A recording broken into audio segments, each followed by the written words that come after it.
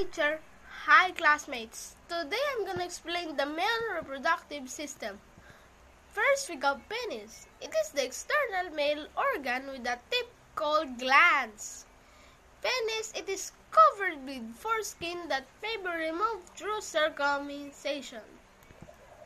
By filling with blood, penis will be able to erect, therefore, it will be able to penetrate during sexual intercourse. 2. Scrotum. It is a pair of pouch-like sacs that contains the testes. Testes. These are glands that produce the sperm cells and the male sex hormone called testosterone. Epididymis. It is narrow coiled tube that stores sperm cells. Urethra. The urethra in males is the passageway of both urine from the urinary bladders and semen from the glands. Seminal vesicles. These are sacs-like pouches attached to the vas deferens.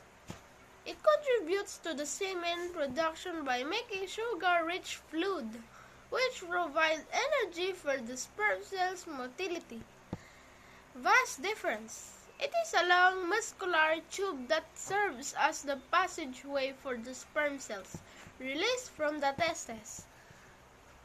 Vas deferens connect to the testes, to the seminal vesicle, and the urethra.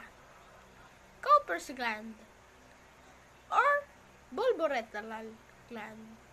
It is one of the two pea-sized organs found beneath the prostate gland. Cowper's gland. It is responsible for releasing fluid that flushes out foreign matters and neutralizes the acid urine in the urethra. That's it. Thanks for listening. Bye.